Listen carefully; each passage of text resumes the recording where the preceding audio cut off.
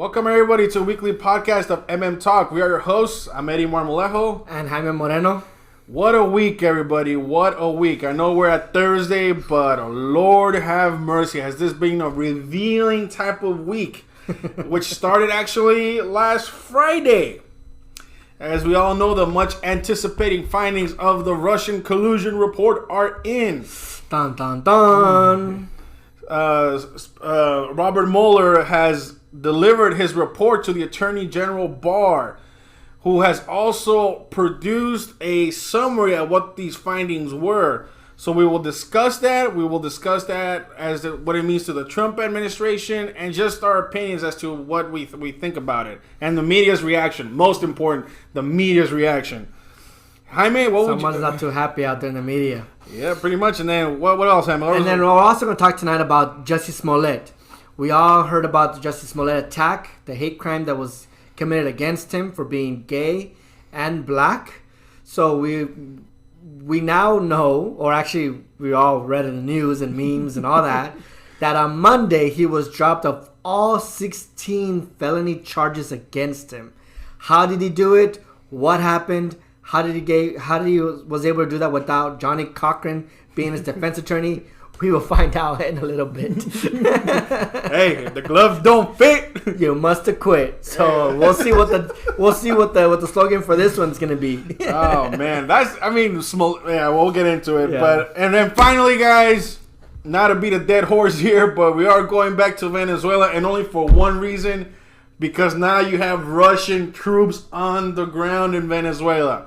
You have Russian troops. I have discussed as to why the Russians are interested in Venezuela and what some of their actions may be. This is one of those actions that were actually at the bottom of my list. I thought it was going to be more diplomatic. No. Troops in Venezuela. So we will discuss that as well. Is this a second Cuba crisis? Cuba Missile Crisis? If you learn about the Cuban Missile Crisis in 1962. And finally, but not least, we will also talk about the vote for the new Green Deal that just passed to the Senate. Yes. Actually failed in the Senate. And Miss Representative Ocasio-Cortez's reaction to that and what she sees as a political stunt, or in her words, people are dying and they don't care. So we'll get to that right now. Eddie, can you start us off with the first segment? Oh, man. So first of all, how do we even start this? Because it's been 2 years. It's 2 years of investigation. I don't know how many millions of dollars. I don't know, so forth. So I was telling Jaime, dude, I don't even know how to start this segment. I kind of forgot some of the details because it's been 2 years. It's been that long. So this all started with, Jaime, correct me when I say his name wrong because I've been chopping his name wrong like all day.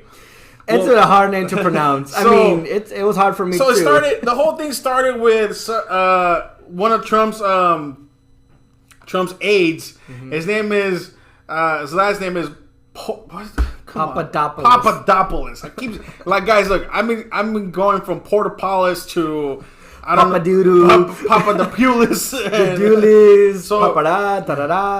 So George, we apologize, Mr. Papadopoulos, for messing up your name. I know. It's you have a really hard. I thought my last name was hard, dude. Yours takes it to extreme levels. So George Papadopoulos, okay. He was having a drink with with an Australian person. We'll just name it that way. And then there was information that somehow the Russians had information on Hillary Clinton that could damage her campaign. Mm-hmm. Mr. Papadopoulos was aware of this information, right? And keep in mind, he got word. Now he got word. And then the 2016 election happened. And all these rumors started coming out about if Trump knew he had information about that was damaging Hillary Clinton, then why didn't he reveal it? Was he part of it? What was going on? So this basically was phase one of the investigation, right? It was phase one. And of course the media jumped on it. It was like, oh my God, there's a possibility that Donald Trump colluded with the Russians to get information about Hillary Clinton, and that's how he won the election. He was handed specific information that basically benefited him in the end. And if so, there was also the question, well, what are the Russians getting in return? or what was going on. So the person's handing him this was Russians, right? So Russia and the Trump administration, right, according to the accusations or the claims, is that Russia and the Trump campaign worked together. And colluded together to win and cheat the election of 2016. Exactly. And steal it from the presumptive. Well, at the time, it was automatically that she was going to win. You gotta understand, at the time, it was Friday. Remember, I think I was talking to you about it. It was Friday. And there was no indication that Trump even had a chance of winning this election. And then the email thing came out on Friday. Well, that was by Mr. Comey. Comey came out with the email. But there was that was Comey's problem. Yeah, so that's Obama's administration. Yeah. So, but what I'm saying is, Comey comes out with the email saying that there's she did commit crimes. She did commit crimes with the emails and so forth. There was wrongdoing, right? But we will not prosecute Miss Hillary Clinton. So forth. Anyway, so that was Friday. Tuesday comes along. Trump wins the election. And then all these rumors start coming around that wait a minute, how did Trump get that information? Who is this aide? How did he? And then you find out he was just having a drink with some guy, and then he tells him like, look, man, we got word that the Russians have info that actually is gonna damage your opponent. You know what I mean? And he's like, oh, well, okay. So when the whole investigation started. It's like, wait, how does Mr. Papadopoulos know about this? Does he have okay? If he knew, who else knew in the campaign at the time? Who else knew? Who else is responsible? Was there actual collusion? Fast forward, there was also a dossier by George Steele, right? Okay, George Steele, who said Christopher Steele. Sorry, Christopher Steele. Thank you, Christopher Steele. There was a dossier by Christopher Steele saying that there are memos of Trump discussion with government officials and Trump this and that. So, of course, that amplified the suspicions, mostly by Democratic lawmakers, of course, that collusion was almost imminent. If you look at every single hour from the time that this investigation began to now, everybody in mass social media was saying, collusion is imminent. There's just overwhelming evidence pointing that Trump was talking to the Russians, and I'm pretty sure the information regarding the election. That's how they interfered with the election. Even the candidate Hillary Clinton came out saying that Russia was involved and Russia ruined her chances of winning the presidency because they cheated to give the presidency to Trump. Right. Even Miss Hillary Clinton came out and spoke publicly saying that the Trump campaign and Trump officials had colluded with Russians. Right. So 2 years later, what is the Mueller report saying? The Mueller, the Mueller report. So as you know, I'm gonna have to read you some of this because to summarize it, it's too many legalese, so it's better to kind of read from it. So it was broken down to two parts. The part where did they find actual collusion? And then the second part, was there actually obstruction of justice? Even if you look now on MSNBC, CNN, and all that, well, yes, they found no collusion, but he's not being exonerated of obstruction, the obstruction charges or allegations, as I say. Obstruction of justice. Yeah, obstruction of justice, because there hasn't been any formal charges being presented against the president. It's just all allegations. And so what do the findings say? So, as you all know, this is the Barr summary of the Mueller report, okay? And Barr, to remind you, Attorney General Barr, excuse me. Of the United States. Thank you. Who the special counsel has to provide the report to him. Yes. And the Attorney General reads the report and moves forward whether or not he can prosecute or indict a sitting president. Right. Congress can only do impeachment, but they cannot indict. Yeah. So when special counsel Mueller gave this report to Attorney General Barr, is within his jurisdiction and within the rules of how these things play out. Now, currently, the Democrats are asking to get the report. They want to read it themselves. They want to put it in committee. They want to analyze it. They want the full report. They want everything. But that's at the discretion of the Attorney General.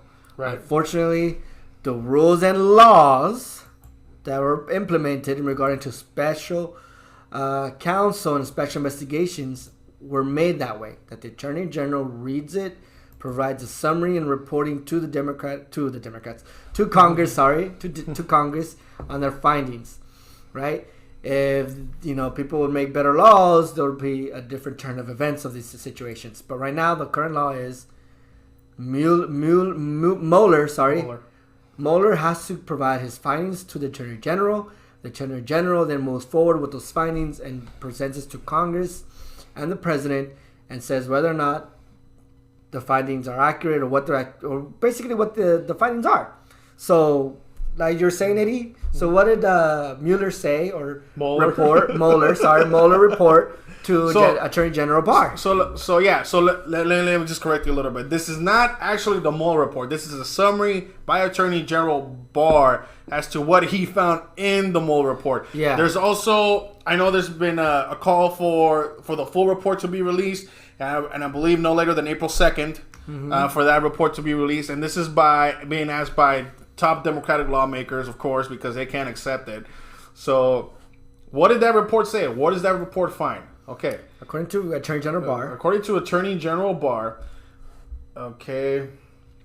So this is exactly the quotes. Okay. Quote: On Friday, the special counsel submitted to me confidential report explaining the prosecution or declination decisions he has reached as required by Section 28, subsection 600. So this is just the code, the U.S. code for the law. The law. This report's entitled Report on Investigation into Russian Interference in the 2016 Election. Although my review is ongoing, I believe that the public interest to describe the report and to summarize the principal conclusions reached by the special counsel and the results of his investigation. The report explains that the special counsel and his staff thoroughly investigated allegations that members of the presidential campaign of Donald J. Trump and other associates with it conspired with the Russian government in efforts to interfere in the 2016 presidential election, or sought to obstruct the related federal investigations. Federal investigations. In the report, the special counsel noted that in completing his investigation, he employed 19 lawyers who were assisted by a team of approximately 40 FBI agents, intelligence forensic accountants, and other professional staff. The special counsel issued more than 2,800 subpoenas, nearly 500 search warrants, 230. So basically, what team he assembled. Can you get to what the findings were? Yeah, so that's what I'm gonna get to. The special counsel. Excuse me. Actually, so that's the background. Let me get to actually what the findings were, because this is a lot. Okay. So the special counsel's investigation determined that there were two main Russian efforts to influence the 2016 election. The first involved Russian organization, the Internet Research Agency, and media operations within the United States. The second element involved Russian government efforts to conduct computer hacking. The special counsel found that Russian government actors successfully hacked into computers, obtained emails from personnel affiliated with the Clinton campaign and Democratic Party organizations. Based on these activities, the special counsel brought criminal charges against a number of Russian military officers conspiring the hack into computers in the United States. But as noted above, the special counsel did not find that the Trump campaign or anyone associated with it conspired or coordinated with the Russian government in these efforts, despite multiple offers from Russian affiliated individuals to assist the Trump campaign. So, I know I just said a lot of info. Let me try to break it down. So, yes, the emails were hacked. Yes, they used social platforms. Yes, there was disinformation. But it was emails that were hacked to the DNC and to the Clinton campaign. And none of it was either asked for by the Trump administration, even though multiple offers were given by Russian officials. Okay? So, that's the end of the collusion argument. The report finds that although there were hackings into the DNC, I guess we call it emails, which is not hard. Anyone can hack to any email. Your emails can be hacked. Right. Your accounts can be hacked. Right. Your Facebook. Right. It's not hard to hack into emails. So when we talk about hacking into the Democrat headquarters and the Hillary Clinton's emails, it's not like they have this super high security they're not hacking into like the FBI or the CIA. It's not Watergate. You know, this is like hacking. If you have an email, just a basic Gmail could be hacked by anybody. Right. You know, so that's what happened. It's not hard. So the Russians did it. It was easy enough for them to do it. So basically, this was a failure in cybersecurity. If you want to call it anything where the failure is, it's pretty much a failure in cybersecurity. So they hacked into like I said one more time, to the DNC. They hacked into Clinton's emails. They found information there. They offered it multiple times to Trump. According to the report, many of his associates and said, nope, we're not taking it. Or even though it was offered multiple times, nope, we're not taking it. That ends collusion. If you don't understand what that means if I'm trying to hand you a piece of paper, hey, I work for the Russian government, here I hand you the piece of paper, and you say yes, and whatever that yes also it may come, what kind of package the deal that comes with, then you can create the argument for collusion. Yet this was not found in this report. Okay? So as far as the obstruction charge or the obstruction allegation. So obstruction of justice means that you want to intervene in an investigation. Yes. Or you want to hide information from investigation. Yes. Or you purposely mislead investigators. Yes. Okay, that's what obstruction of justice is.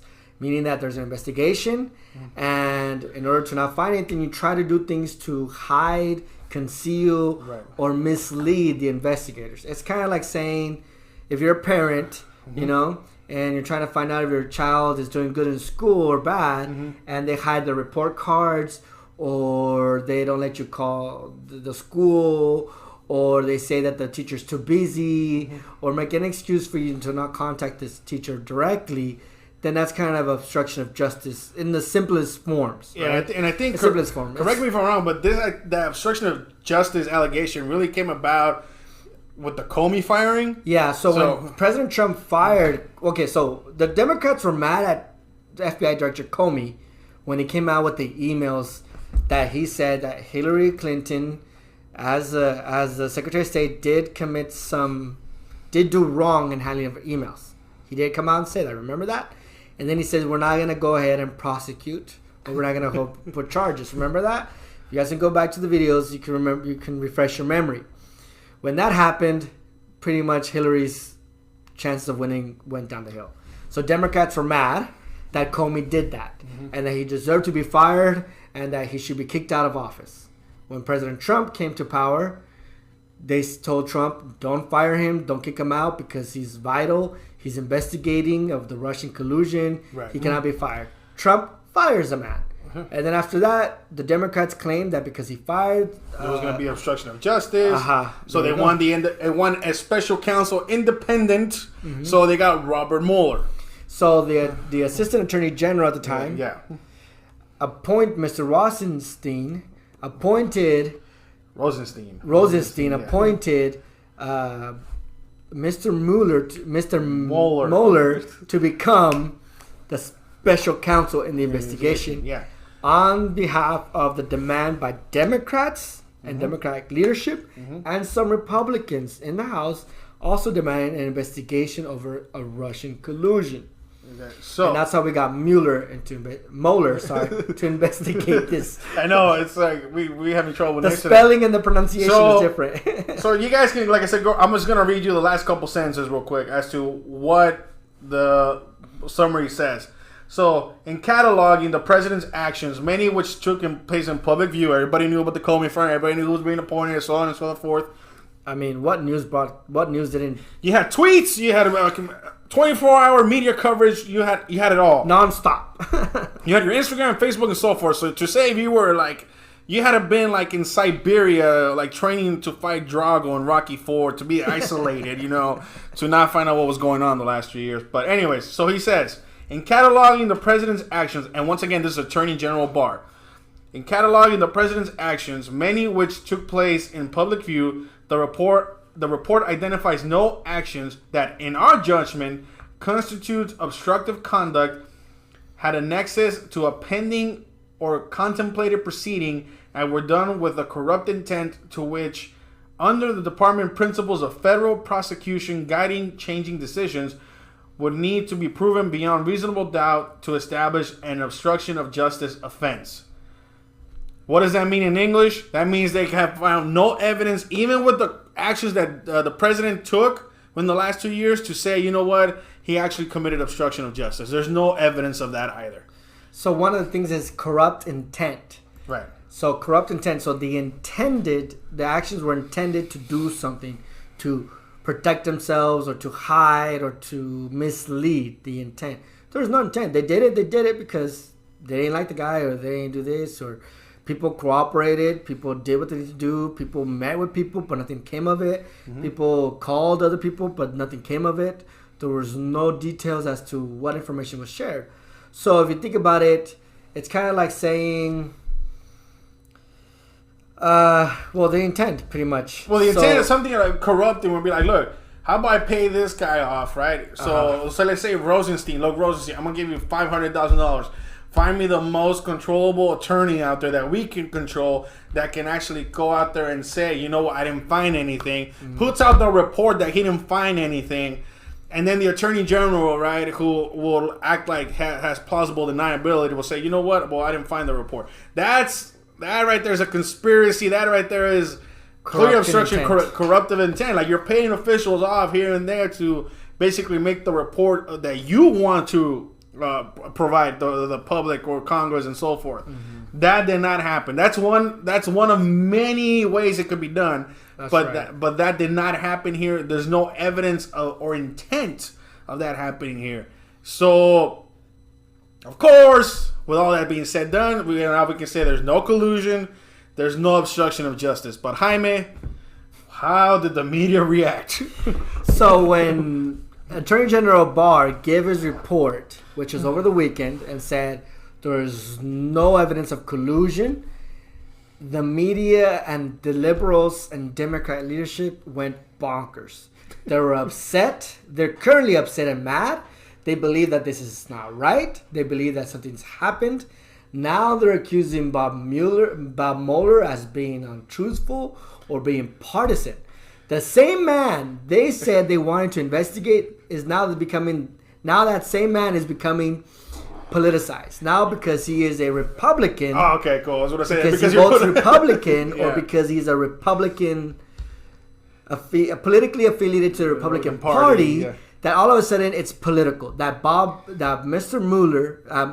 Mr. Mueller is now doing it to defend Republicans and a Republican president. And to hide the lies of Trump. The lies of Mr. Trump.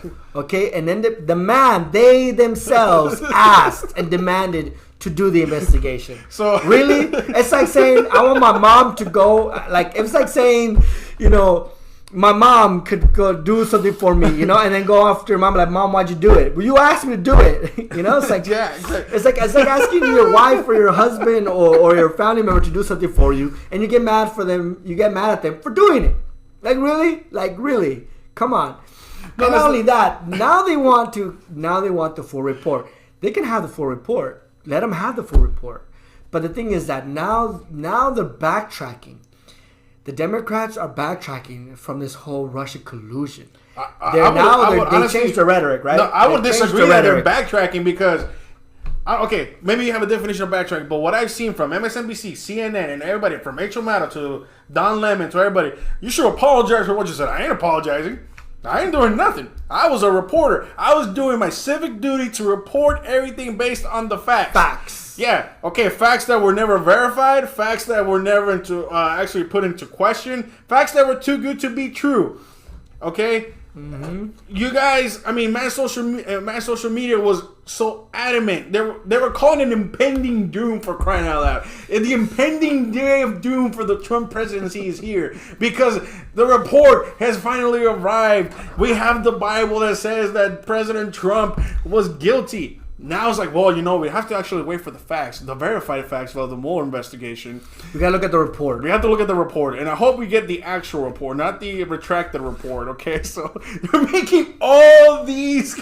They literally said Trump is going to be impeached. He's impeached. He will be impeached. He will be impeached. He's going to be impeached because the Mueller report is going to find him guilty. Yeah. You should go back on YouTube. 2 years. There's 2 years worth of video that said that they were convinced. They were convinced that it was going to happen. Rudy Giuliani was on CNN the other day, he's like, we should apologize. And I forget what the anchor's name was like, I'm not going to apologize. Yeah. I'm not going to apologize. Now everyone's like, we're not apologize. They don't even admit that they were wrong. No. Don't even admit that they provided false accusations. They don't even admit that they provided the United States 2 years of propaganda saying that Trump and the Russian collusion existed. I didn't believe it at first. Eddie's a witness. I'm not saying that I believe Trump, but for me, for a collusion of that magnitude, I said it's kind of hard, especially in U.S. election. Yeah. My first thought was basically that the accusation that they hacked into systems and changed election results. Right. That was the rumors. For me, it's like, well, if you know how to vote, if you ever go voting, there's no Wi-Fi, there's no connection. We still vote on paper for majority of places. And the places that do vote electronically, they have no connection to Wi-Fi, and it's just a computer with no access to Wi-Fi. It's just electronically. But majority of the time, we vote paper, right? So how are you going to change the votes on a paper machine, on a paper, and how are you going to change a vote on a machine that's not connected to Wi-Fi? You can't hack into it. It's impossible, right? So that was my first doubt on Russia collusion and Russia interference, right? And then from there, they went on to like, well, yeah, the releases of emails that were damaging to the Hillary campaign. Well, you know what? If the emails were damaging to the Hillary campaign, why did you write the emails in the first place? It's politics. Why would you do that in the first place? It's like when you send an email at work or at school, you send the wrong email to the person, like you're making fun of somebody or you're writing back somebody, and you send it to the wrong person. You send it to the person you're talking about. It's like that. Or when you write a text, right? And you think you're talking to your friend about another person, and you accidentally send it to the person you're talking about. It happens. We're not saying that that's what happened with Hillary Clinton, but it can happen. Just like we make those mistakes. If you got caught, you got caught. Yeah. If the DNC had emails that were damaging to themselves, and Hillary Clinton had emails that were damaging to herself, why were those emails written in the first place, right? Yeah. If there was no damaging, if they just hacked and there was nothing there, there's nothing there. Why worry about it, right? But in my opinion, and Eddie will provide his opinion, is that if they hacked into the emails, they hacked into the emails. Oh, well, it happened. I mean, what can you do other than provide better security, cybersecurity for your own? Better cybersecurity, that's all it is. That's what you need to do. Firewalls. And then if you wrote emails, like there's emails in there, damaging emails for Hillary. Even the DNC, when they said that, we're going to give the votes to Hillary and not Bernie Sanders, all those, what do they call those? The delegates? Delegates and all that stuff. Hello. They just exposed some corruption with the DNC, the Democratic National Committee. All right. Well, the media wanted to believe it or not. That's on them. That's on them.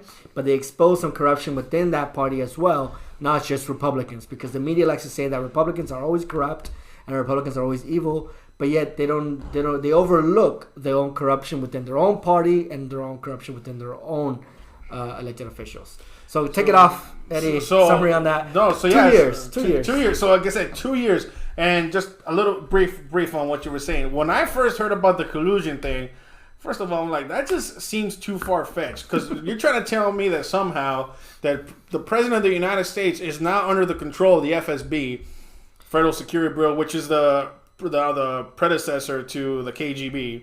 Right, this is just going in my mind, right? So what is he, an FSB puppet, or like what's going on? It's pretty much a Russian agent. It sounded too good to be true. This is something out of like the Bourne Identity or something, It's like something out of Hollywood. And I'm like, wait a minute, what the heck is this? And then I started, and all these facts started coming out. I was like, Jaime, I still don't buy it. Look, there's two things that could have happened. If collusion happened, I know the president's gonna have plausible deniability. He's gonna say, well, it was my staff. Somehow they got the information. They never told me how I got it. That's one. Or you knew about it, and basically, where the obstruction argument would have been like, okay, he knew about it. Now he's firing these people because they're gonna find the info. And I'm like, okay, but those two scenarios are still too extreme. So I never actually bought it. I wanted the facts to come out, and then the report. And then you said the Democrats were like, yeah, we need a special counsel. Okay, so you got your special counsel. You got what you wanted. Mm-hmm. 2 years later, I don't know how many millions. I think it's $5 million, or I think the number's bigger than that. I don't know. It's 5 or more. Spent on this investigation, and nothing. Look, I haven't been the biggest Trump supporter ever. I know all you hardcore Trump supporters are doing jumping jacks and jumping off into pools. But look, it just the story sounded too good to be true. I never really bought into it, and I said, you know what? I was gonna say, let's wait for the facts to come out, because if I start talking about, Donald Trump, he's a traitor, to the United States. No, dude, come on. And that's why here in MM Talk, we never touched the subject. Yeah. Oh, we did touch the subject. We touched it slightly. We just mentioned it and just told you this is what's going on, and we moved on because we didn't really know what's going on. Yeah. So much stuff was going on, so many accusations, so much theory, so much he spoke to he. So much free airtime. He went to say, he said hi to this person, and the person he said hi to is related to a Russian agent who is the cousin of another agent who has property out there. What? Who's I mean, like, it got so... Who's Stalin's second niece and Vladimir Lenin's first? Yeah, he talked to the chauffeur of the ambassador or to really, too many facts, too much disinformation. Not facts, too much information. That's what I said. Too much disinformation. Well, no corroborating evidence. Well, too much information is like disinformation. That's what I said. Too much info. So. But my point is, in my reaction, this is a great victory for the president. This is a great victory for the president, because now, I can move on. I can accept the summary already, because if you're telling me that you're the attorney general, right, and you find that there's nothing in this report that says collusion, and you can, I'm cool with that. You can release the report. The report's already going to reveal what we already know. Mm-hmm. There's nothing. Okay? Robert Mueller was an independent... what is it called? Special counsel. He didn't find anything. The attorney general is telling you not finding. Yeah, he was appointed by the president. So what? He didn't find anything. And of course, the attorney general is not going to lie. Because if he lies, he gets in trouble too. He gets perjury for lying. Yeah. So he's not going to lie to cover up the president and then lose his job and be in jail for perjury. Perjury means lying to the federal government or to the court, right? Yeah. So he's not going to do that. And also, if you're familiar with investigations, whether it be federal, CIA, or any type of federal investigation, they're not just no low-blow jokes. No, the federal government, when they investigate, they investigate. They look deep. And they look deep. They will know what color lipstick you wear. Yeah. They will find out what kind of shampoo you use. They will search you like you have no idea. If you ever seen those CIS shows or any documentaries on Discover or any not CIS, that's the TV show. But if you're looking at any documentaries where they talk about like cold cases or they talk about crimes, those shows, like crime shows, you know what I'm talking about, right? Yeah, I know. Or you see the shows where people like the money shows where people like did fraud or they did embezzlements and how the FBI investigated and how the federal government got these people into jail. Federal government doesn't mess around. When they investigate, they investigate. If they're going to find something, they're going to find something, and they're going to prosecute you for it. But we had the inquisition of the mass social media, of course, for 2 years saying that they knew. Yeah. But now they're saying that they need to wait for facts. So when people say, it's a false finding, or it's not accurate, or it's not true, you have to really think that they're actually attacking the most sophisticated, not most sophisticated, the most intelligent group of people who can investigate things. Yeah. I mean, these people can investigate. Yeah. You don't just go into the FBI and the CIA and these federal organizations just because, I feel like it. No, you go through heavy testing. Your intelligence is tested.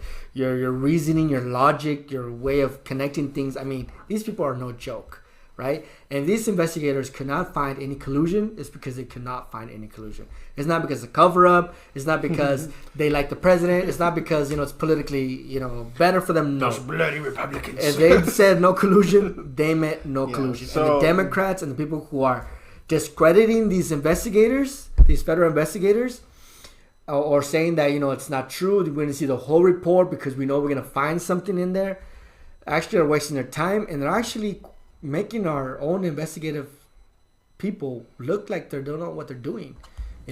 It's pretty shameful. So, like I said, if you ever get into a federal investigation, I will guarantee you that if they're investigating you for something, they'll investigate and they'll find something and they will get you, and they will prosecute you and they'll put you in jail.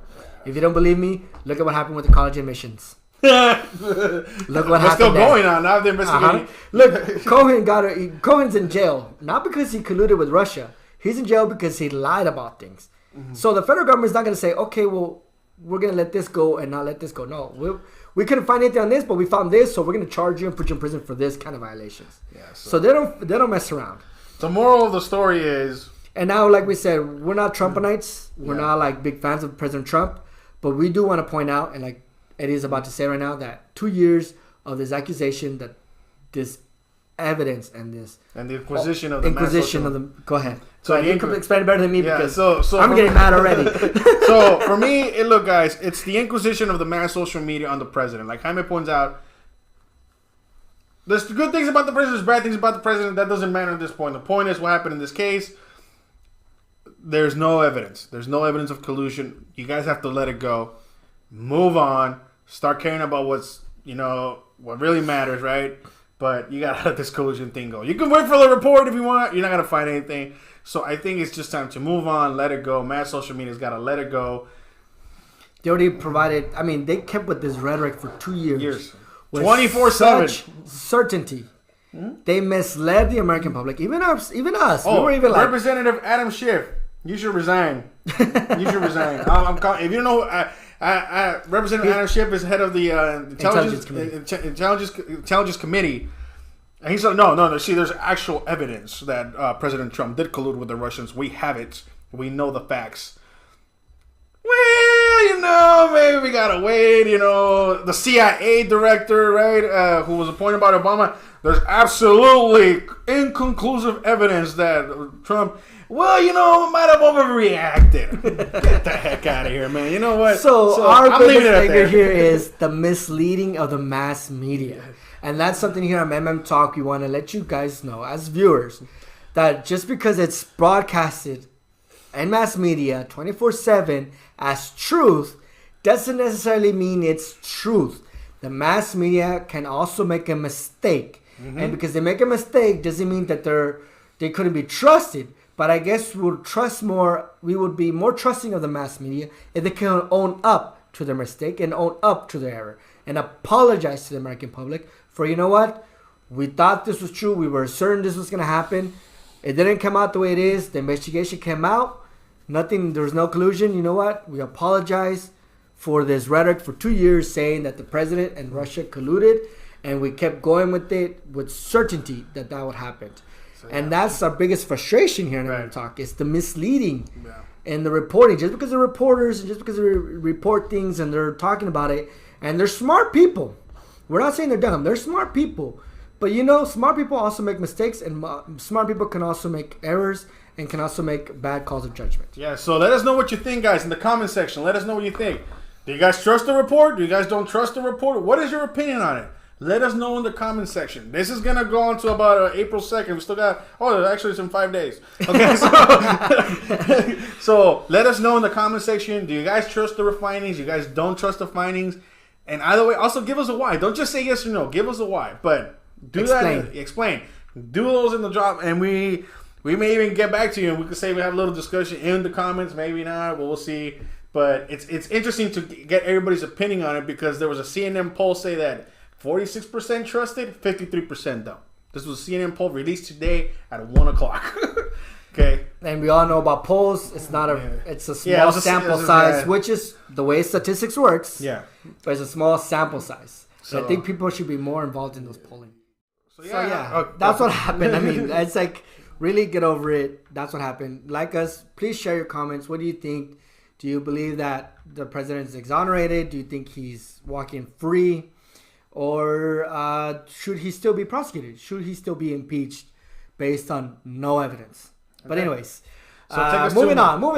Let's go to a real case. Let's go to a case that really needs to be investigated. Let's do a 180 of what we just over. Yes, because oh Lord, this one's got me heated. Okay. So Jussie Smollett, actor of the popular Empire series, right? Fox Empire's TV series, yes, sir. TV that's series correct. on Fox. Fox, yes. It's actually a pretty good series. I mean, I never watched it. I've never watched it. I've seen some episodes. It never got my attention. I mean, I thought it was cool because it's portraying, entrepreneur black people, minorities or blacks, black people or not black people. That sounds so wrong. Just African Americans, being entrepreneurs, business owners in the industry. There's some things in there that you're like, and there's some things that are like, yeah. So it's a different portrayal, right? I like it because of that. I mean, you can like it, just like it. I don't care. I haven't seen the whole show. I've seen snippets, some episodes here and there when I run into it, if it's on, or I'm flipping through channels. But anyways, that's not the point.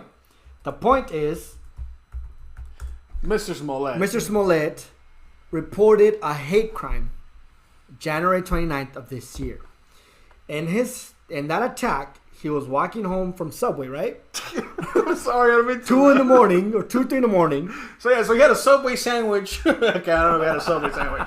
So according to the ABC interview he had, he's like, yeah, I went to Subway. I was hungry. There was no food, and Subway's open 24 hours. So what? Apparently, I didn't know that. So I don't know if he got maybe in Chicago. I'll say a Subway sandwich. Okay, that's what they know. So he got a Subway sandwich, right? He got a foot long. Okay, and then he comes out of the Subway. And then 2 guys with MAGA hats on, right? It's 2:00 in the morning in the middle of winter, right? There's that big snowstorm going around. He's got a Subway sandwich. 2 guys with MAGA hats come around like, hey, Empire! Hey, Empire! Like, hey, you, boy! Right? And they proceed to verbally abuse him, calling him profane names, right? Discriminatory names. And then they actually physically attack him. This is, of course, what he claims to happen. And then somehow he got poured bleach into and ended up with the noose in his neck. The noose in his neck, yeah. By the time he came to realization, okay, he had a noose around his neck, he had bleach all over him. I don't know. Does this guy not even know how to fight? So, look, hold on, check this out. So he somehow passed the lobby with nobody seeing him of his apartment complex, got to his suite, whatever you want to call it, right, his apartment.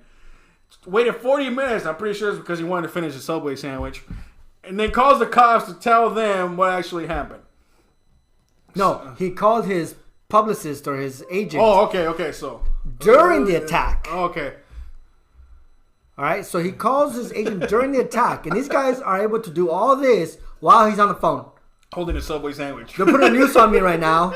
They're putting a noose on me. They put bleach on me. Oh my God, really? Like, the facts of his story doesn't make sense. I mean, wait, they're putting a noose on me. With a Subway sandwich, man. I don't want to say I don't believe him, but I don't believe him. That makes sense. Objectively, I mean, stand back, right, and look at all the evidence. Like, stand back and watch this event as if we were watching a movie, right? Where we're watching the storyline. The attack seems so far-fetched and so extreme. Right. And everything he says is so point on to racism that you're like, really? Like, the news calling him a offensive name for race and because of his sexual orientation. Yeah. And then, beating him up. And then to top it off, saying that they said this is MAGA country and ran. First of all, Illinois went to Hillary in the 2016 election. All right? So, MAGA country could probably be somewhere in Nebraska, but not in Illinois when the Electoral College voted for Hillary Clinton in the 2016 election. But anyways, that's a whole different issue. So of course, everybody, okay, here we go, man, social media again, jumping on the facts. It wasn't verified. The facts were that 2 guys wearing MAGA hats jumping. Oh my God, this is a modern day lynching. This is terrible for Jussie Smollet. Oh my God, I can't believe they did this to Jussie. So everybody was jumping on it. Nobody waited to verify the facts. The investigation started, and what happened, Jaime? So as the police investigated, they went through cameras, surveillance videos, and Chicago has a lot of surveillance videos. And all the surveillance videos, according to the location and the proximity, not just the exact location, but around the area where the supposed attack happened, the police could not find anything. Not even him walking away bleeding. Don't you think that's interesting? Don't even have him on the floor somewhere, in agony. They don't even have 2 people running away. They investigated. Then they ran into a video where 2 men were walking, and they weren't even MAGA hats. They weren't even MAGA. Were they MAGA hats? I don't think they were. They had the MAGA hats. They had the MAGA hats. Okay, sorry. I do apologize. They did have the MAGA hats. I apologize. See, I own up to my mistakes. Unlike the mass media. He retracted. I retracted, edited. They did have MAGA hats, and they were walking comfortably, like whatever, like nothing. So the police reported, and it went all over the news, persons of interest. When they found out who the persons of interest were, there were two Nigerian Two gentlemen. Nigerian personal trainers who are friends with Jussie Smollett. And one of them actually came out on the show Empire as a backdrop. As an extra, yeah. As an extra. All right. So he makes a claim on January 29th, right? At 2 a.m. was when he was attacked, right? And then that this is MAGA country, which is President Trump's Make America Great Make Again. it great, make great slogan. So everyone's like, yeah, see, Trump supporters are racist, and see, that's the hate that Trump provides and causes and provokes, and this is why, this man needs to be impeached, and blah, blah, blah, blah, blah, blah, blah, blah, blah, blah, blah, blah, blah, blah. Okay? He went to the hospital. I want to see what the hospital report says. Yeah, but let's just that's different. Anyways, so they release a statement. They go out. He goes to a concert. He tells about his experience, how he was attacked, and why that's why we need to be, stand in love and protect each other and brotherly love. Blah blah blah. All right. So the police couldn't find evidence. So they asked Mr. Smollet, "Can we get your phone records? If you allow us to get your phone records, to be able to verify or corroborate that you actually did make the calls that you said you made." He says no. And then he says, well, I will. And then he says, well, here it is. And he redacts phone numbers and phone records, right? And that's it. He says that he did those. He deleted things out because he wanted to protect the privacy of personal reasons. Which is, I understand. I agree. We're was it Fourth Amendment? Fourth Amendment believers of the right to privacy. All right, so he closed it out. Okay, that's fine. But you want to have the most important calls. One, you called your publicist or agent during the attack, and how long that conversation lasted. You also want to put when you call the police, to report the crime, the assault, and when you contacted family members to say that you were in a hospital because of the attack, right? You want to get those phone calls and phone registries, right? The rest, who cares? Your text messages, who cares? But at least you want to get the ones that are, this is the proof that I did what I did. Nothing happened. So, the police are still like, what? We can't find the perpetrators. We don't know where they went. We have no clue. We only see images of these two guys. They find out who those guys are, which I'm not sure how they found out who those guys were. I think they were able to find they were able to backtrack with the security cameras to where they were for previous hours. Ah, that's right. So they were, and then somehow they backtracked them all the way to an Ace Hardware store. Ace Hardware store. And then they found out that they were buying every single component in the attack, right? Everything that in attack, the news, the bleach, and the MAGA hats. No, not the MAGA. They didn't buy MAGA hats. No? It was just the other supplies, the robe and everything else, the scheme. I believe just the outerwear and so forth. I don't know where they got the MAGA hats at, but anyways, they were able to backtrack it that way, and then the police arrested them. Excuse me. Held them. They brought them in for questioning. Thank you. They brought them in for questioning, and they said, "Okay, you guys are suspects. We saw this and that. Tell us your story, right?" During that time, so that was on February 13th when they found out who those men were, the two Nigerians, the two Nigerian brothers who were questioned after returning from Nigeria, right?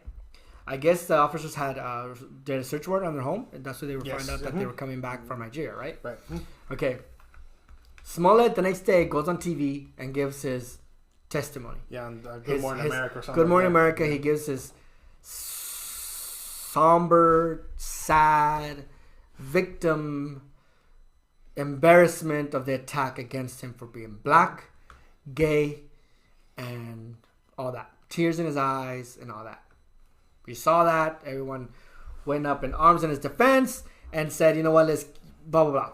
Now what happened is, after all that, the men said that they were paid by him. They said that they were paid by him to make this happen. Right? Yeah. They were paid by him. That's what they said. It says,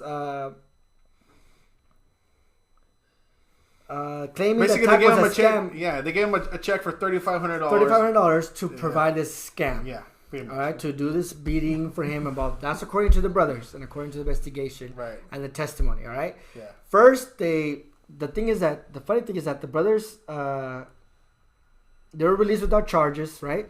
And then they came back saying that, you know what, we were paid to do this, right? And that he paid us to do this attack. The attorneys for the two Nigerians came out and said, you know, we're not going to talk about it. You know, we'll move on into investigation. Fast forward.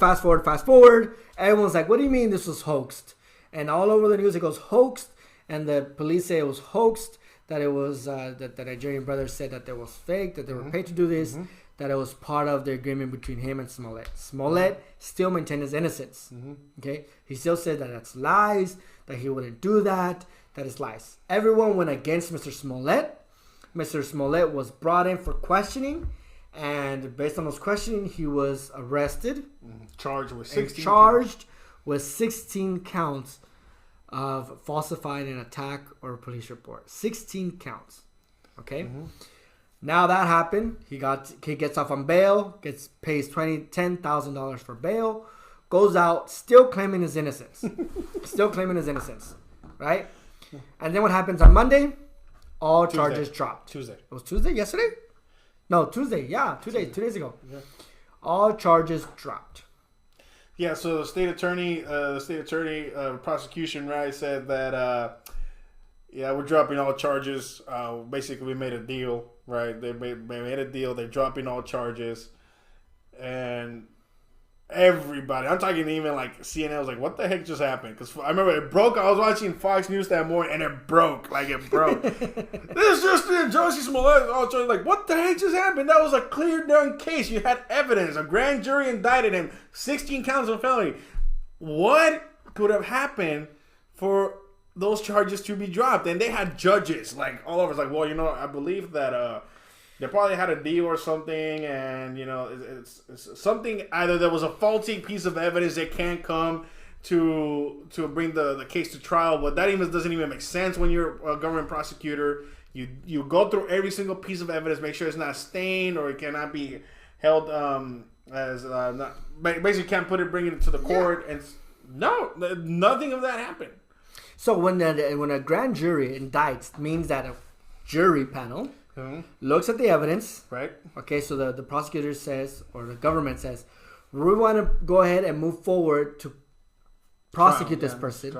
Here's the evidence we have against them. You, the jury, can look at the evidence, what we found so far, and what we have so far, and you can decide whether we should move forward with our prosecution or we should not. Grand jury looks at it, takes time to look at it, and can say yes or no. If they say no, the prosecutor will not move forward unless there's other circumstances that they have to go forward. And when the grand jury says yes, let's prosecute, then it's yes, let's prosecute by a jury. Okay, that's how the criminal system works in the United States. He gets 16 charges. Now, like Eddie said, if there was something in there, or like these judges said, there was some evidence that couldn't be brought into the court, that just allows you to drop one of 16 cases or 16 charges. You know, like if you're charging him for deleting phone records, but you can't prove that, then you drop that charge, and you have 15 charges now instead of 16. Or you drop 5 charges, so now you have 10 or 11 charges instead of 16. You know what I'm saying? So even if one piece of evidence can't be brought to court, that just drops one of the many charges against you, right? Not everything. At least not in the common justice system for us Americans who cannot afford a $100,000 attorney, right? So they dropped the charges on Tuesday. He was arraigned for April 17th for his pre-trial date. I mean, they were going to go forward with this, like literally, let's go to sentencing, let's go to trial, let's do all that. Cameras were going to be approved to be in the courtroom. Just like, you know, O.J. Simpson's trial. The dream team. All right. All the cameras were going to be allowed. The public was going to be able to see the trial. He was going to be able to exonerate himself and prove his innocence through due process. Due process. Meaning that all the facts are played against you and you can defend yourself against those charges. And nothing happened. And all they came up with is, it was an unannounced emergency appearance. Unannounced emergency appearance. You know how hard it is to get an emergency appearance in a courtroom? I mean, I'm not speaking for Illinois. I can speak for California. But I'm assuming in general, it's hard to get an emergency appearance before a courtroom. Because they have a lot of docket. They have a lot of files and cases before them. They're not going to be like, okay, let's do that unless it's really compelling, right? So they go ahead, they go in there, and all the charges are dropped. The prosecutor says, you know what? We're not going to move forward with this case. Drop his record clean. Pay us $10,000. So and Kim, you're good to go. So it started with Kim Foxx recusing. Kim Foxx is a state attorney. She just recused herself on this case. Like, yeah, we can't continue this case. And then Jaime's going to point out, but yeah, that's how it started. She recused herself for this case. The state attorneys recused her. Like, we're like, why? So Jaime, what did they do? So basically, Miss Fox is the prosecutor for Chicago, for the state, right? Mm-hmm. She recused herself because of knowing or having affiliation with the victims of the case. Ain't that nice? Wouldn't it be nice for like a lot of people to have the DA recuse themselves from your case because they know the victim or have personal, or they just know you? That would be nice, wouldn't it? Like, wouldn't a lot of people be out of jail if that were to happen? Like, to the common person, like ourselves and yourself, right? Or your family members or cousins, whoever. If you've ever been involved or know family who's been in the justice system and gone through the court system, you know how it works, or at least you have some idea of how things work. So she recuses herself, and then they come back with all charges dropped. All charges dropped. And I guess I don't know if it's political connections or it's money or he has a damn good lawyer. Or he had a medium to bring down Johnny Cochran. Because or he spoke to Johnny Cochran. Johnny Cochran, how can I do this? Play the race card. And so now we're like, what happened? He's free. No charges. Like, what happened? Why? So, like I said, it could be political connections, a good damn lawyer, or because he's famous. And maybe that's not so much. So now the assumption of white privilege could be questioned in this case because he's not white. He's a minority.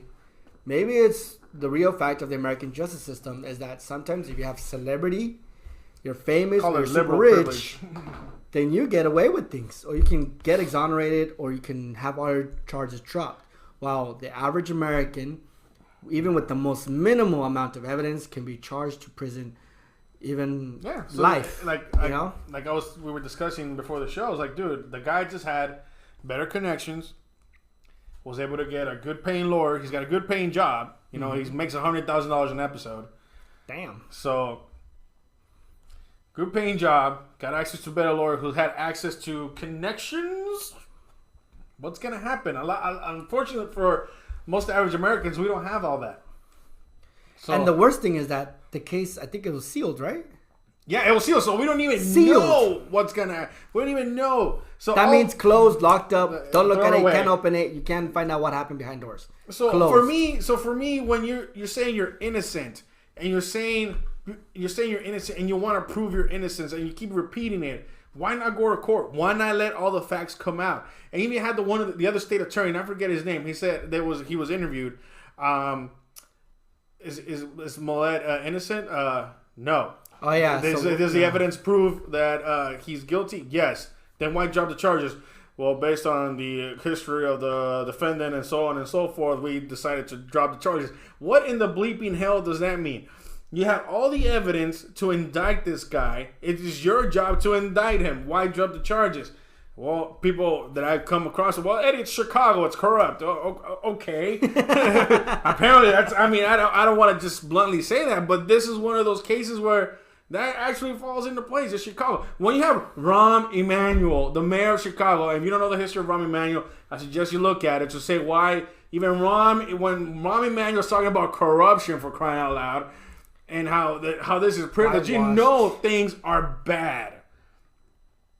You know things are bad. And he's talking for the Department of Justice to jump in and find out what led to the recusal of Ms. Fox and his other attorney. What was there, some outside influence? We don't know. I was reading a report from Daily Wire today that now the federal the Department of Justice actually is going to look into it. So this ain't over yet. So unfortunately, yes, for right now, Mr. Smollet is set free, even though there were 16 counts that basically charged him with falsifying a racial hoax. For now, he's free. The federal government is not going to go look into it, and hopefully they turn out with evidence of something, because this is absurd. To find out that you had evidence, you committed a hoax. Just think about what's going to do to race relations, right? When people saying, you know, I'm Hispanic, they call me a beaner, and they throw tacos at me, and then I got attacked on the floor. Well, they made me eat tapatio. They made me eat tapatio, and then all that stuff. They poured tapatio on me, right? And then you know, and then they dropped churros and everything. And they said, this is MAGA country. Go back to where you came from. Had all that really happened, it's going to be questioned. And why is it going to be questioned? Because of Mr. Smollett's actions. And don't come to me with the race card. This is nothing to do. This is, for crying out loud, people. For crying out loud, for one. Eddie Johnson, I believe that's his name, Eddie Johnson, the commissioner of Chicago Police. He's black, and he was livid. You should all be livid. You should not. Some of social media trends that I've seen, oh, justice for Jussie. No, this ain't no justice, okay? The man was indicted by a grand jury. There was sufficient evidence to indict him, and somehow all charges are dropped. That is not cool. That is not great at all. And when that prosecutor, in that interview on CNN, you can look it up, the interview with the prosecutors who dropped the charges, he himself said, they asked him, was he guilty? Yes. Did you have evidence to prove his guilt? Yes. Why did you drop charges? Because of his volunteer service. Volunteer service because of his background. What? Whatever. What? If you don't have any idea of the justice system, of the criminal justice system, you will know that you'll go from a felony to a misdemeanor. And you do community service for so many hours, report to whoever you need to report, the court has to see that you're doing good, that you're a good working citizen, and you'll get your case dropped from felony to misdemeanor. In some cases, not all of them, but some cases, you could do that. And, you know, after that, after you complete all your community service, no jail time, you have a misdemeanor on your record. Here in California, after some years, depending on the crime, you can expunge it. That's the way it works in California for majority of us poor, working class, middle American workers faced with. And this man, because he had a history of community service and because he's done so much for the community, I'm not doubting he did. I'm just saying that shouldn't be the reason why you drop 16 counts on somebody. Not one, 16. 16 counts, you know? I mean, I'm for community service. I'm for, you know, second chances and remaking yourself back in society. But really? Yeah. A weekend? And 2 days of community service and you forego your $10,000. Which I don't know if that money goes back to Chicago, but compared to the number of how much money and resources I had to spend, it's totally unfair. What do you guys think? Drop that also in the comment section. Do you guys believe his story? Do you guys believe this is some sort of collusion? Because this is literally collusion. Something had to influence these decisions. That's our opinion here at MM Talk. What do you guys think? Drop that in the comment section. Or at least they wouldn't seal the case. Yeah.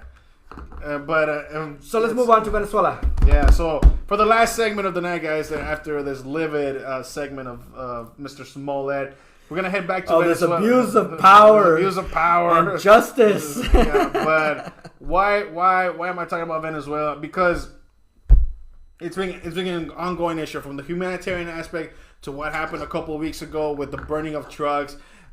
Maduro denouncing to the kidnapping, the temporary detention of Jorge Ramos, to the temporary detention of the Telemundo reporter. All of this, I said one thing. You got to watch out for the Russians and the Chinese. They're not going to let this go lightly.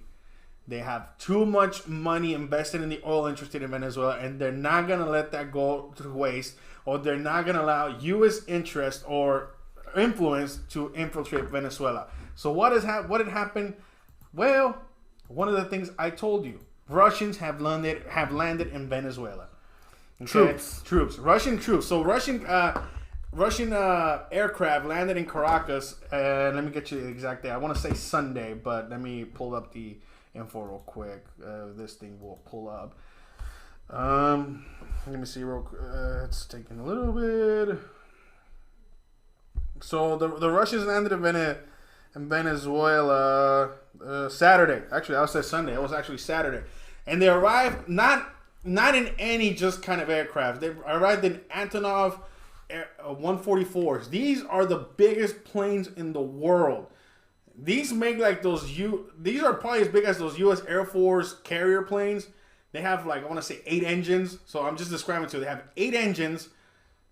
Big carriers. If you've seen the Fast and Furious 6, just to get that as a reference, it's the aircraft that landed in that military base where the bad guys were trying to get away with. That's how big that airplane is. So they arrived. It's a huge plane. They arrived, huge. with 100 Russian, with 100 troops, right? Oh, Eddie, that's 100 troops. Well, they also come with military advisors, and also tons of equipment, which we don't even know what it's in that equipment. We don't know. So the Russians claim that this is they're doing these things legally because of the relations they have with Venezuela, between Venezuela and Russia. So they say, no, we're just here to support Venezuela. We have joint military. We have joint military exercises. We have all this. We're here legally. We don't have to ask the permission of the opposition and the Congress. We don't have to ask them because we have a treaty. We're here. Not only that, they recognize Maduro as the legitimate president. So Maduro asked for them. They're being invited by the president, elected president. But like I said, you gotta understand. There was the geopolitical implications. You have Russian troops now in Venezuela. To what degree, we don't know yet. Right now, it's military advisors. What they're going to advise, we don't know. What's in that cargo, we don't know. Okay? So, the president today, when he was meeting with Guaido's wife, stated that the Russians need to get out of Syria. I mean, not Syria, Venezuela. And the Russians say, well, okay, well, if you want to be so truthful about how we don't belong in certain areas of the world, how about you get out of Syria? So, I mean, it's like, what the heck does that have to do with anything? Like, they're in Syria too. Exactly. Russia's in Syria. The United States is in Syria. Everybody's in Syria except Syrians. But I'm just kidding. I'm kidding. That's not true. I'm just making a joke. But it's a joke. Syrians are in now Syria. It's like I was talking about this creates geopolitical complications. It's not going to be as easy now to basically depose Maduro. If you have Russian involvement, I already told you why the Russians are there. They have large invested amounts of money in the oil industry. They're not going to let that investment go to waste. So keep an eye on this, guys. I'm telling you, this is probably. I hope this doesn't escalate any further. But what worried me, what the Trump said today, President Trump says that all options are on the table if Russia does not leave Venezuela. Mm-hmm. You already left the INF treaty. Russia's already developing new missiles. This better calm down. I know we're all into the Mueller investigation. We're trying to prove that. I know we're into the Smollet. Guys, this is a little scary right now. Because when Trump is telling the Russians that all options are on the table if you don't leave Venezuela, what the heck does that even mean? Does that mean military action? Does that mean sanctions? We all know how these things could turn out. So just keep an eye close. I had to mention it because I predicted that maybe some sort of delegation was gonna go, some international moves or international pressure to have the U.S. back off. No, they have landed troops in Venezuela. Does that not surprise me? No, because of the military cooperations they've had for a long time, which I've mentioned on the show before. But to actually now have unknown cargo just arrive, troops, that's a little scary. And then when you have the president of the United States says all the options are on the table if you don't leave Venezuela, that gets a little scarier. So we'll see. Is this like a Cuban Missile Crisis scenario? It's too early to determine this is going to be a Cuban Missile Crisis scenario, because one, we will have to determine that equipment, right, presents a danger to the United States directly. Mm-hmm. Okay, we don't have that. This offensive, is all, right? This for right now. This can only be viewed as aid to the Venezuelans, which also was a precursor of defensive aid to Cuba.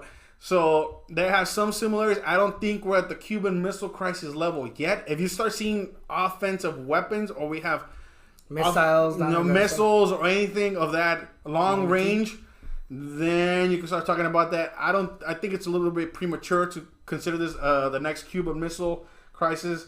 100 troops, really, and just advisors, maybe just to quell the opposition down. But we'll see, because President Trump says anything happens to the opposition, all options are on the table too. The Lincoln Aircraft Carrier Group is off the coast of Florida. I don't know if they're still there or not, but they were there when the whole humanitarian thing was going on. So we shall see.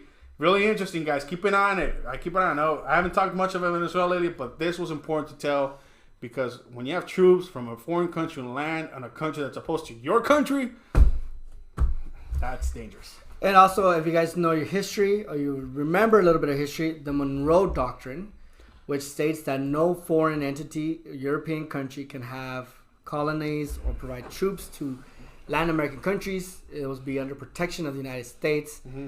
It also violates... backyard. Yeah, backyard. Pretty much violates that doctrine. It's not a policy. No one agreed to it. But it's just the way the United States protects Latin America from Europe and China and all those other world powers. Yeah. So we'll see. That's why the United States is concerned. That's why it concerns us as Americans, because, it's an enemy. I mean, just with the supposed collusion, we think Russia's an enemy. Russia's an enemy now. It was then. And even though President Trump's trying to make peace with Russia, but it's still considered an enemy. We're still deteriorated relations. Bitter countries with each other. We hate each other deeply. We want to annihilate each other, but we won't do it. Yeah, but it's it's important to the United States because it's a foreign power in Latin America that has a capacity to attack us and has the weapons to attack us in such close proximity to us. So it's actually, like Trump, like you said, it's advisors, but we don't know what else, or how much that situation can escalate, and how badly that can affect the United States. We're not scaring you guys. We're not saying we're going to go to war. We're not saying this is going to be an apocalypse. Keep an eye. We're just saying, you know what? Venezuela, either something has to happen there, or I told you it was going to be complicated. I said it's complicated because of who's involved. It's not just us going into Panama, us going into Haiti, us going to Dominican Republic, us going into, just like when you have other powers, another superpower involved, it gets a little bit more complicated. And this is an example of that. So we'll end it there. And then one last thing before we close it: the Green New Deal that failed I forgot the about Senate. Oh Lord, let's make this one quick. So the honorary mention of the new Green Deal, the most ambitious undertaking since the New Deal. Yeah, since the New Deal, because it's necessary. When I'm making chili in my home and I tell the world's gonna end in about 10 years, right? It's something we gotta tackle. It's gotta tackle. We have to get rid of methane, get rid of them cows, and get rid of airplanes, fossil fuels, and so forth.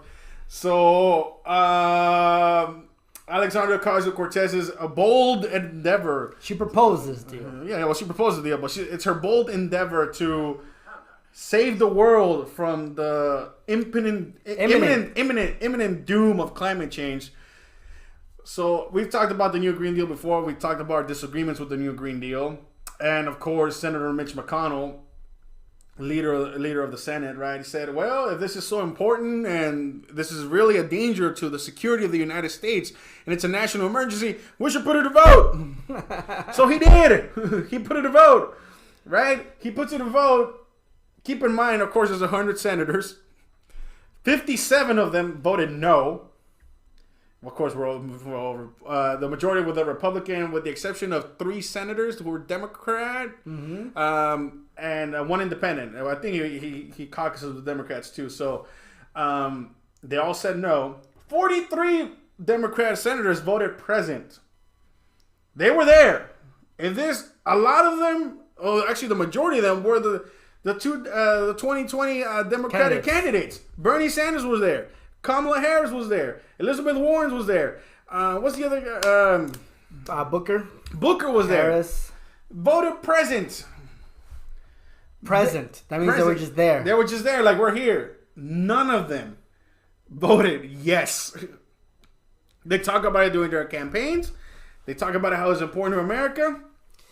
We have Ocasio-Cortez being hailed as an innovator, whether you agree with it or not, saying that she's bold, she's trying to make the United States more eco-friendly. Eco-friendly, and this is like the greatest action on climate change ever. Mm-hmm. But yet, the Democrats are saying that the Republicans did this vote as a stunt. It was. Stunt. And it was. It was a stunt. It was a stunt to prove, are you guys serious about this? Okay, you guys serious about this? All right, let's put it to vote. Put it to vote. Let's say if you guys really believe in this deal. And it's not a deal about an idea. She actually wrote out her plans. Yep. She actually wrote out what needs to be cut. She actually wrote out what needs to be fixed. And there's actually a plan. And I think we read it. We read part of the plan. Talk. We read the actual portions plan of it and the supposed plan. Yeah, so it's not like it's an idea that no one knows the details of.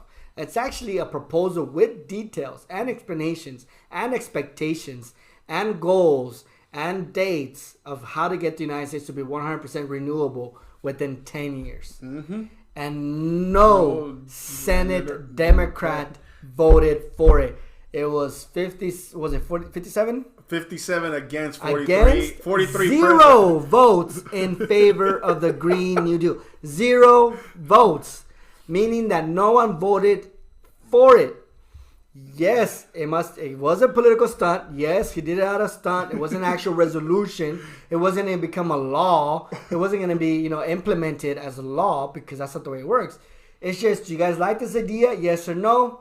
If you do like this idea, let's move forward with it. If you don't like the idea, let's just scrap it. Right. And right now, it's scrapped.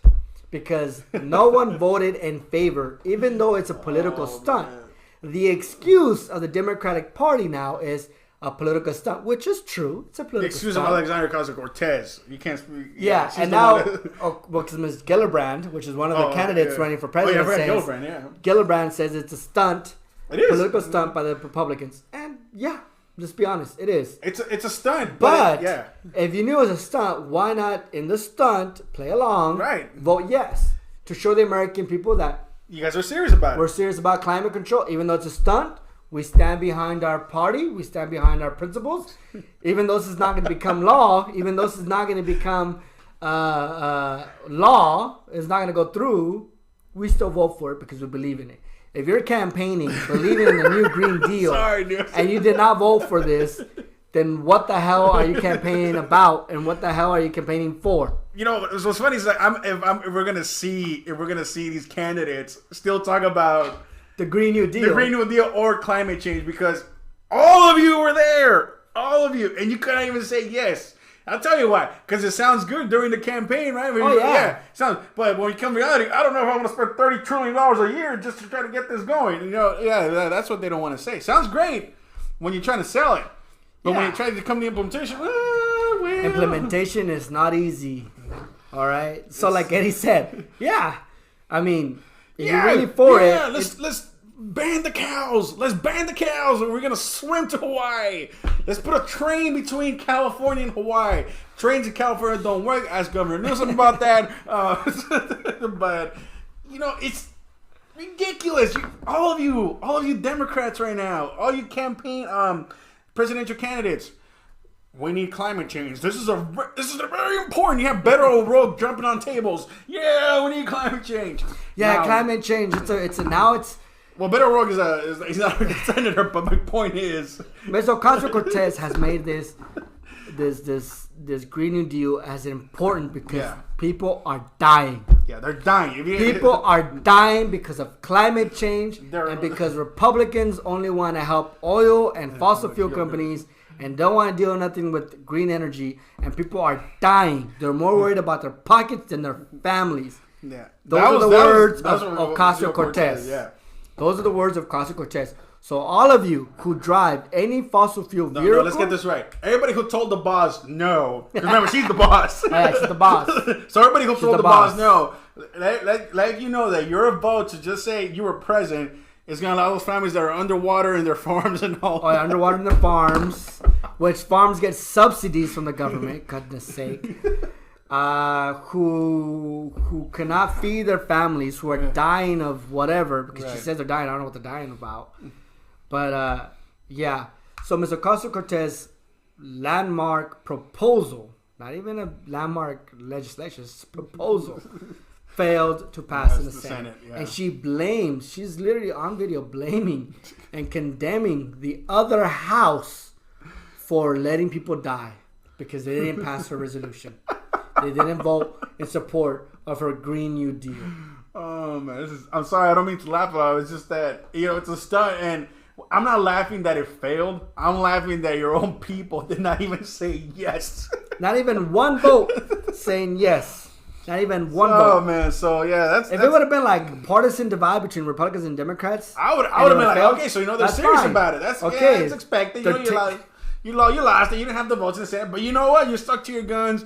You're serious about it. But to just say present, and we're not gonna vote because it's stooping down to poor faces, or in the words of Ms. Gillibrand, which is what did she say? Bad faith farces. Really? Bad faith farces. Okay, bad faith farces. You know what's that? That other vote that the House did on the anti-Semitism debate, but that's another topic. That's a farceless right there. But anyways, yeah, that was that vote. So people, if you really are falling for this new Green Deal marketing and brand, good luck to you. If you still believe in it, we wish you the best. But realistically and honestly, you're not gonna get it. Yeah, you're not gonna get it. The Democrats has just shown, even though it's a political stunt, and we agree it is a political stunt, but even then, they still voted. They didn't vote for it. Yeah. So as they're running around campaigning on the new Green Deal and climate change is important, and we need to work on climate change and fix it now, yeah, we're not gonna take it. Yeah. So that's pretty much it for our topics tonight. But we do have a special announcement as far as MM Talk goes. Jaime, you want to let them know? We will now start producing Spanish podcast of our MM Talk in full Spanish for those who would like to hear it in Spanish or have family members who can benefit from our podcast that only speak Spanish.